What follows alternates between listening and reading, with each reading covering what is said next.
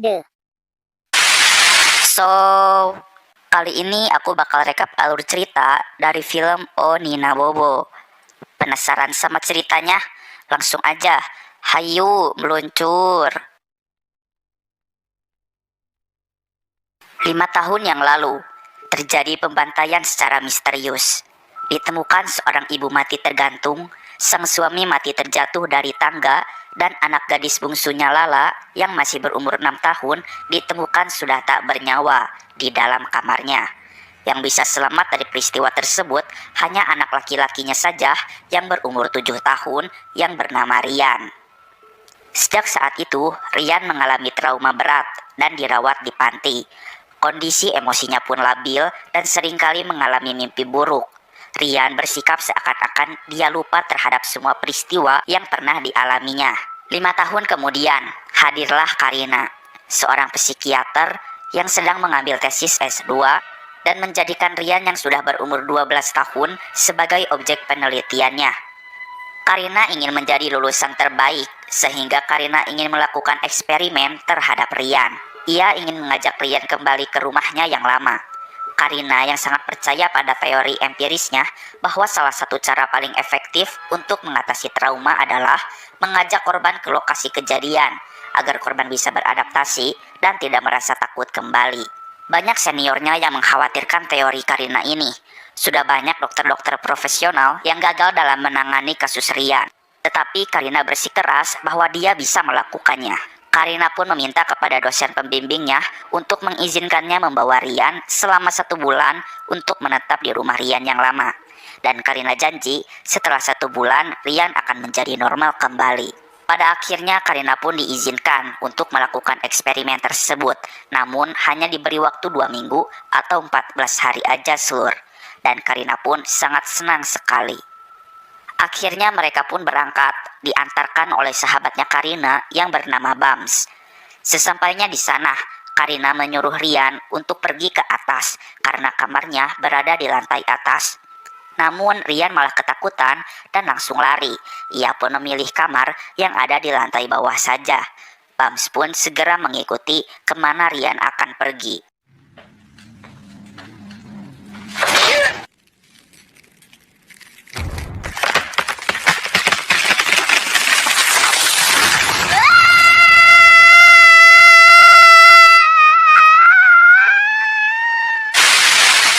Bams bertanya, mengapa Karina sangat yakin jika Rian akan sembuh dengan eksperimen ini.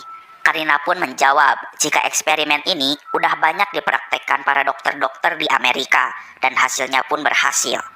Bams mengatakan, mungkin kasus Rian ini berkaitan dengan makhluk halus karena bencana 5 tahun yang lalu terjadi secara misterius.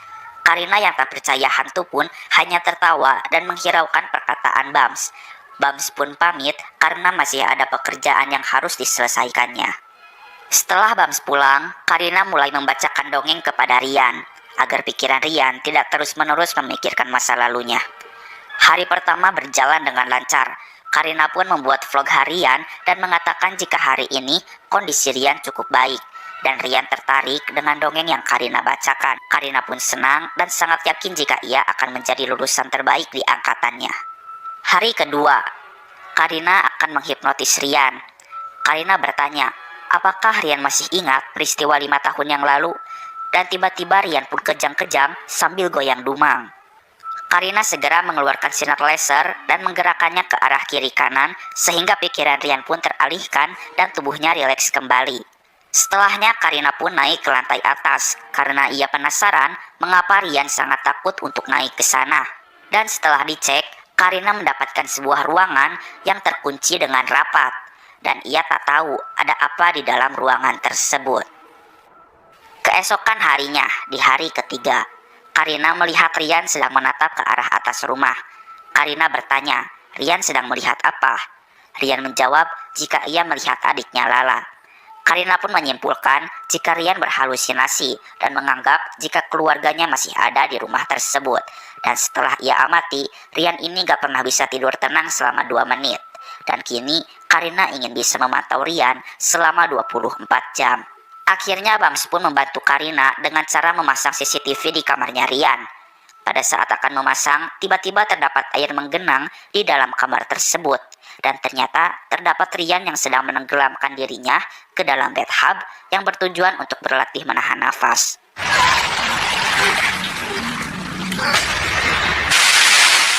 Setelah dari itu, Karina pun membereskan berkas-berkas yang ada di rumah tersebut.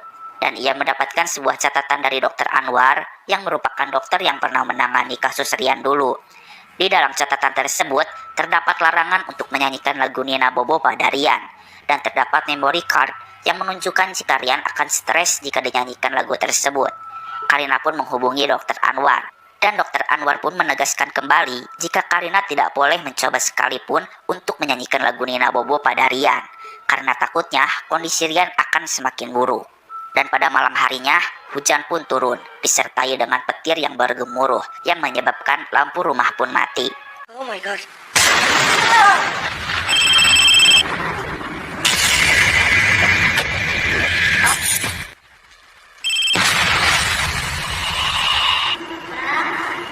Kali di lantai 2. Ayo mau naik.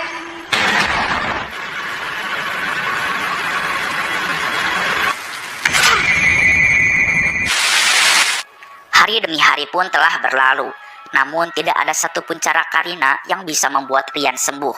Karina pun sudah mulai merasa lelah dan terus-menerus diganggu oleh hantu-hantu keluarga Ryan. Dan pada saat vlog hariannya, Karina mengatakan jika banyak pihak yang melarangnya untuk menyanyikan lagu Nina Bobo, dan ia penasaran mengapa Ryan selalu tahan nafas. Karena Karina sudah putus asa, akhirnya Karina pun mencoba menyanyikan lagu Nina Bobo pada Ryan. Nina Bobo, oh Nina Bobo, kalau tidak Bobo digigit nyamuk. Dan setelah dinyanyikan, ternyata tidak terjadi hal apapun. Malahan tidur Ryan yang hanya bisa tenang selama 2 menit, kini tidurnya semakin nyenyak aja seluruh. Dan keesokan harinya, tiba-tiba terdapat kartu remi dan mainan kayu di kamarnya Ryan. Ada apa di balik kartu remi dan mainan kayu? Simak terus videonya seluruh. Ryan yang panik pun langsung menuju kamar Karina di lantai 2. Semalam kakak nyanyi lagu Nina Bobo ya? Karina sangat senang karena lagu Nina Bobo, Ryan bisa berkomunikasi kembali dengan kalimat yang lengkap. Tapi dia tahu dari mana kalau gue nyanyi lagu itu? Dan pada malam harinya, Karina menyanyikan lagu Nina Bobo kembali. Pada saat Karina akan pergi tidur, tiba-tiba ia mendengar suara bising di lantai atas. Dan saat akan dicek, ternyata di lantai bawah sudah ada Ryan. Dan Ryan mengatakan jika Karina jangan pergi ke atas, karena di atas berbahaya. Karina pun merasa sangat senang kembali, karena sebelum 2 minggu, dirinya bisa membuat Ryan kembali sembuh. Dan kini, Ryan sudah memiliki rasa khawatir terhadap orang lain. Buktinya, pada malam kemarin, Ryan melarangnya untuk naik ke lantai atas yang beralasan karena berbahaya, walaupun Karina tidak tahu bahaya apa yang dimaksud Ryan. Karena ini hari ke-13, esoknya mereka akan pulang. Maka Karina mengajak Ryan untuk pergi jalan-jalan melihat perkebunan. Karena itu akan sangat membantu dalam proses pemulihan kondisi Ryan. Dan pada malam harinya, saat Ryan akan tidur, Karina menyanyikan kembali lagu Nina Bobo. Ryan yang belum tidur langsung menyuruh Karina untuk berhenti menyanyikan lagu tersebut. Ryan pun menjelaskan jika dulu ibunya sering menyanyikan lagu Nina Bobo sebagai lagu pengantar tidur. Dan semenjak dari itu, muncul satu sosok hitam besar. Sosok tersebut selalu memaksanya untuk bermain kartu remi dan mainan kayu yang dijadikan sebuah bangunan. Lama-kelamaan Ryan pun mulai kesal dan bosan karena ia selalu dipaksa untuk memainkan permainan tersebut.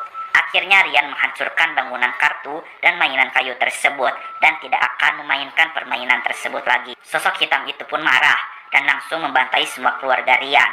Untungnya Ryan selamat karena ia tahu jika hantu tersebut tidak akan bisa melihatnya jika ia tahan nafas. Oleh karena itu, sampai sekarang dirinya selalu berlatih menahan nafas. Dan sosok hitam besar tersebut menetap di salah satu ruangan di lantai 2 yang terkunci.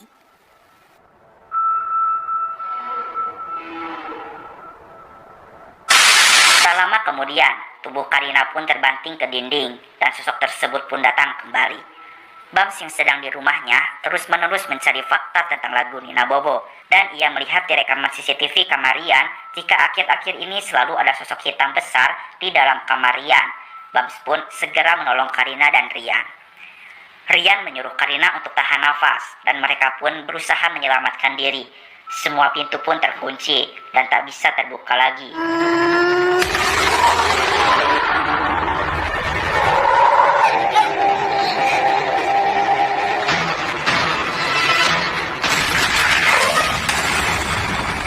Pada akhirnya, Karina yang tak kuat menahan nafas segera diserang oleh sosok tersebut sehingga tubuhnya terbanting jatuh ke lantai bawah.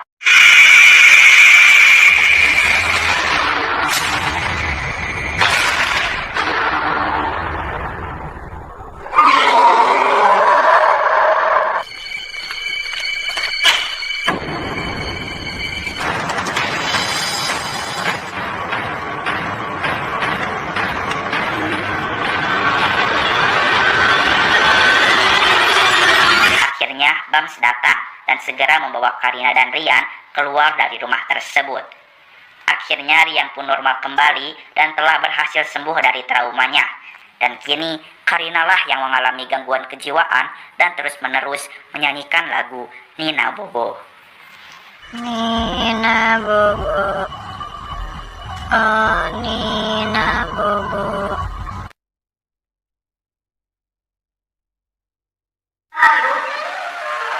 Nah, rumah ini terdiri dari 4 kamar, 2 di atas dan 2 di bawah. Yuk kita lihat yang di bawah.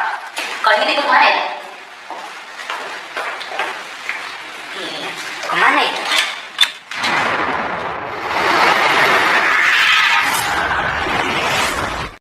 What the? The end. Oke teman-teman, mungkin itu saja yang dapat disampaikan pada video kali ini. Seperti biasa, jika kalian suka silahkan like dan share video ini ke teman atau saudara kalian. Terima kasih sudah menonton dan sampai jumpa di next video.